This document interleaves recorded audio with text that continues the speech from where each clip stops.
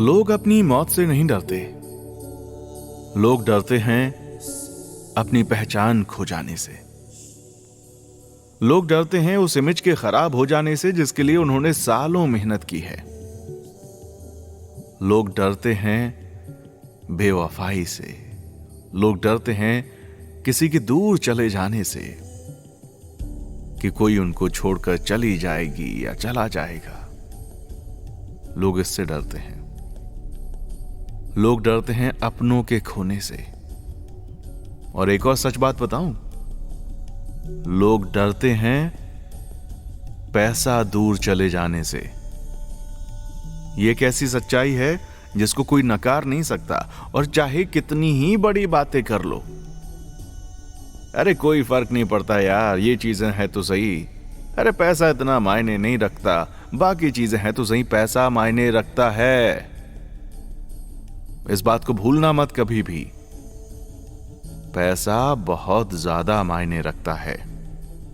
अगर तुम्हारे पास पैसा नहीं हुआ तो यकीन मानो जितनी भी बड़ी बड़ी बातें तुम करते हो, एक दिन तुमको बहुत भारी पड़ जाने वाली हैं।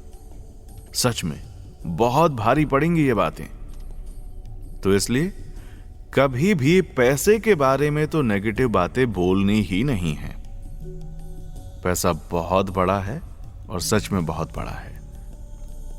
हां, ये बात और है कि जब अंदर से आध्यात्म आ जाता है तो फिर आपकी चीजें बदलनी शुरू हो जाती हैं।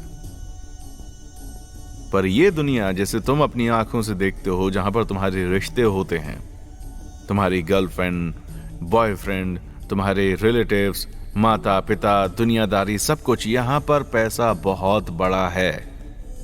तो कभी भी गलती से भी ये मत सोच लेना कि नहीं कोई बात नहीं, क्या फर्क पड़ता है यार। बहुत फर्क पड़ता है पैसे से, बहुत ज्यादा फर्क पड़ता है पैसे से। खैर, आज का टॉपिक हमारा पैसा नहीं है।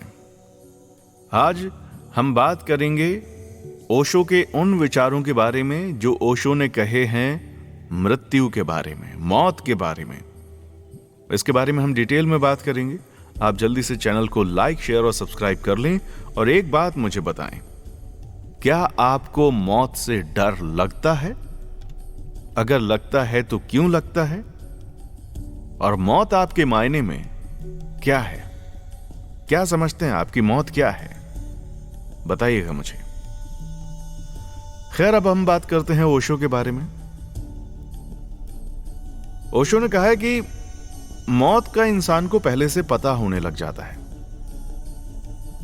और कोई भी इंसान ये जान सकता है कि क्या चल रहा है, कैसे घटना घटने वाली है।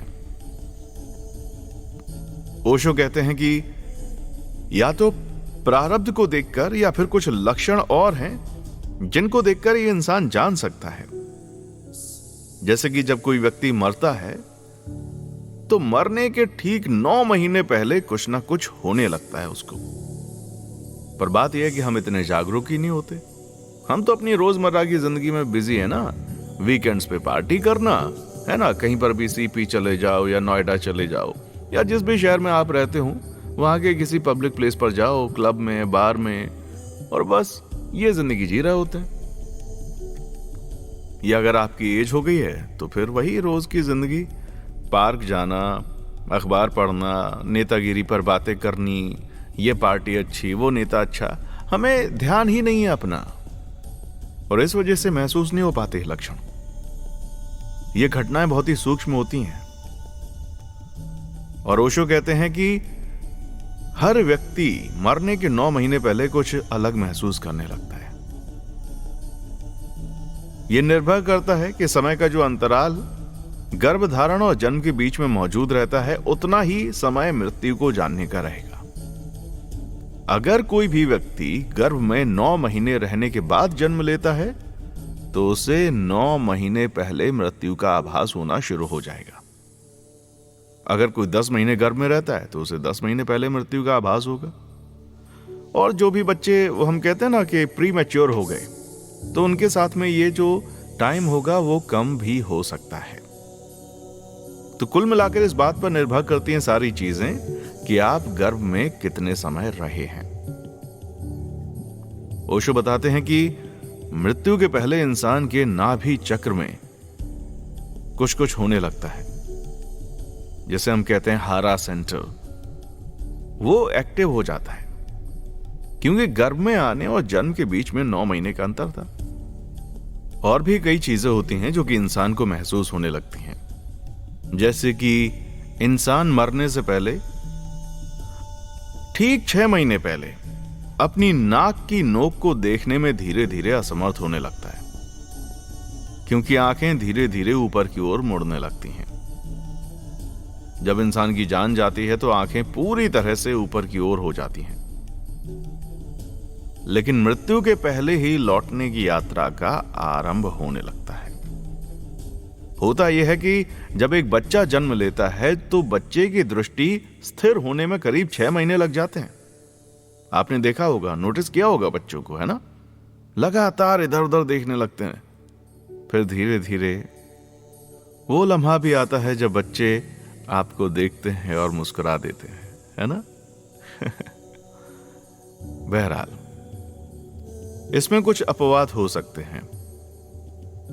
बताते हैं कि बच्चे की जो दृष्टि है वो ठहरने में 6 महीने लग जाते हैं। उसके पहले बच्चे की दृष्टि स्थिर नहीं हो पाती, तो इसलिए 6 महीने का बच्चा अपनी दोनों आंखें एक साथ नाक के करीब ला सकता है और फिर किनारे पर भी आसानी से ले जा पाता है। तो इसका मतलब यह है कि बच्चे की जो आंखें हैं वो अभी स्थिर नहीं हुई हैं। जिस दिन बच्चे की आंखें स्थिर हो जाती हैं, फिर वो 6 महीने के बाद का हो या 10 महीने के बाद का हो, ठीक उतना ही समय लेगा और उतने ही समय के पूर्व उसकी आंखें शिथिल होने लगेंगी, ऊपर की ओर मुड़ने लगेंगी। और इसीलिए भारत में गांव के लोग कहते हैं कि निश्चित रूप से इस बात की खबर उन योगियों को हो गई होगी कि मृत्यु आने के पहले व्यक्ति अपनी ही नाक की नोक को देख पाने में असमर्थ हो जाता है। इसके अलावा भी बहुत सारी चीजें हैं, जब इंसान दुनिया से जा रहा होता है तो उसको महसूस होने लग जाती हैं। ये तो हम सब जानते हैं कि शरीर के अंदर 7 चक्र होते हैं। पहला चक्र होता है मूलाधार और अंतिम चक्र है सहस्त्रार, जो कि सिर में होता है।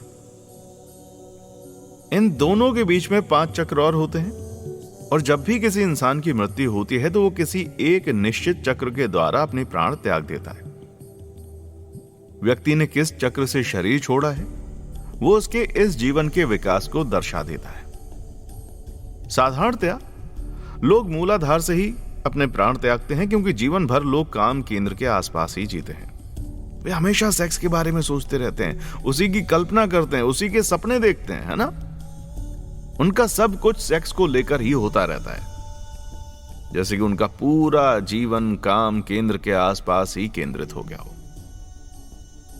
ऐसे लोग मूलाधार के काम केंद्र से ही प्राण छोड़ते हैं। लेकिन अगर कोई व्यक्ति प्रेम को उपलब्ध हो जाता है और काम वासना के परे चला जाता है ना, तो वो हृदय केंद्र से प्राण छोड़ता है। और अगर कोई व्यक्ति पूर्ण रूप से विकसित हो जाता है, सिद्ध हो जाता है, तो वो अपनी ऊर्जा को, अपने प्राणों को सहस्त्रार से छोड़ेगा। जिस व्यक्ति की केंद्र से मृत्यु होती है वो केंद्र खुल जाता है,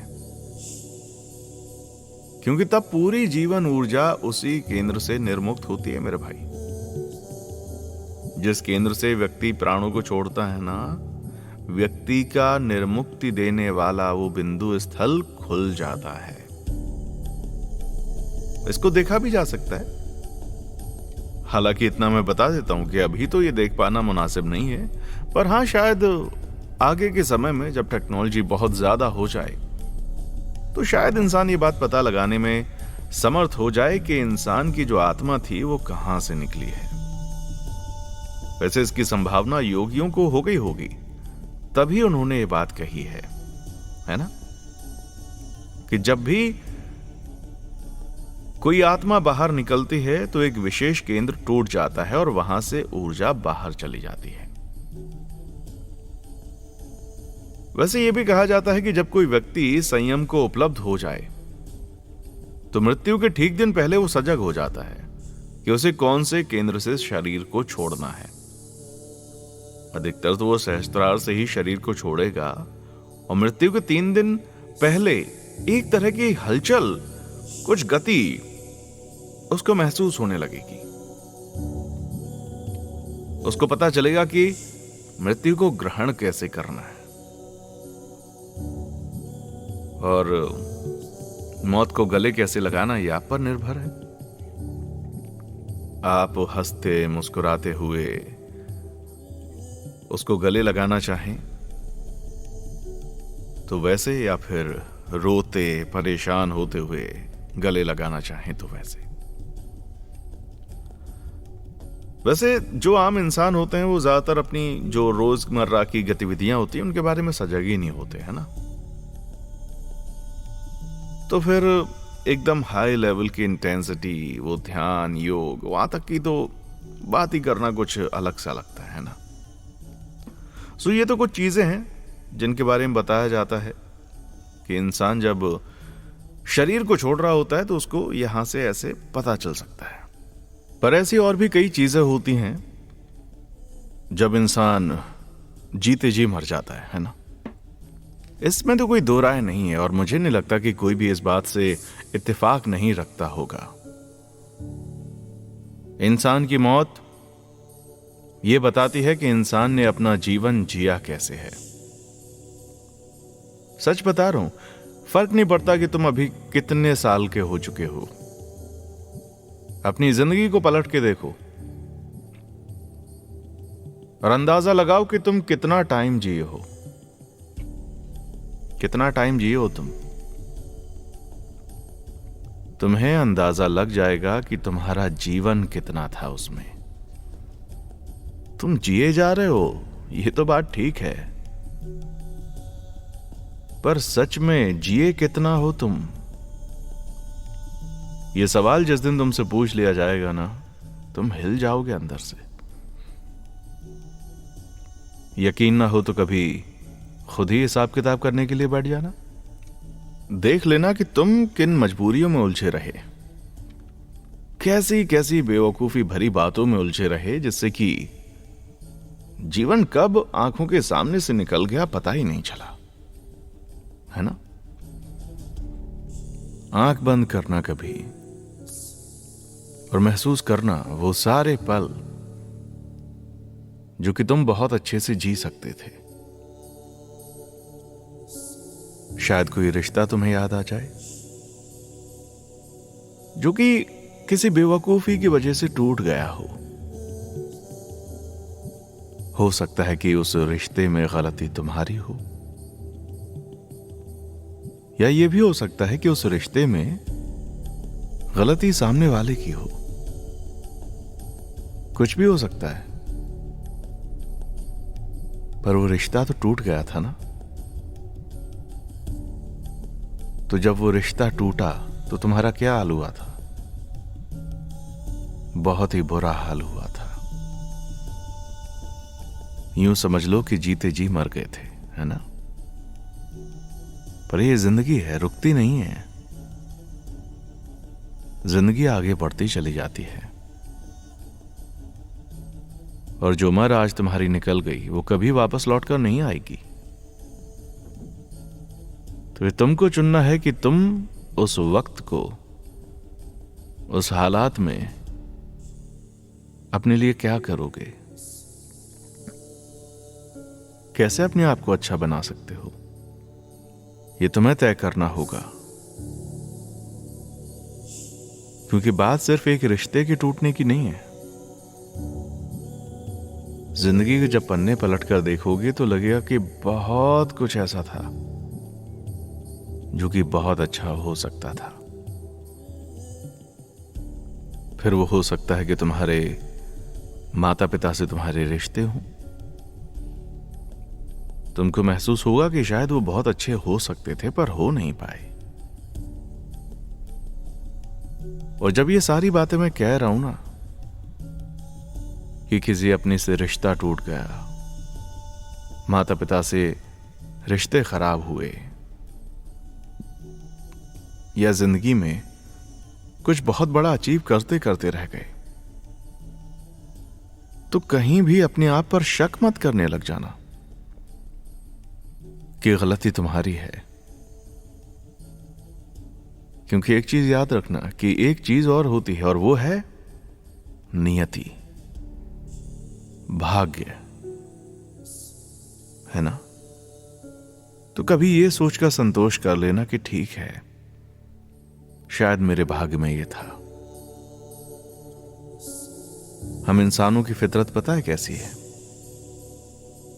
हम भूल जाते हैं, बहुत कुछ भूल जाते हैं। हम कई बार भूल जाते हैं कि हमारे साथ उस टाइम पर क्या हो रहा था जो हमने वो फैसला किया। बात चाहे तुम्हारे ब्रेकअप की हो, बात चाहे तुम्हारे कुछ बड़ा अचीव ना कर पाने की हो, या माता पिता के बारे में हो, हर केस में कई बार इंसान ये करते हैं कि भूल जाते हैं कि उस सिचुएशन में हो क्या रहा था, और हम अपने आप को गलत मानना शुरू कर देते हैं।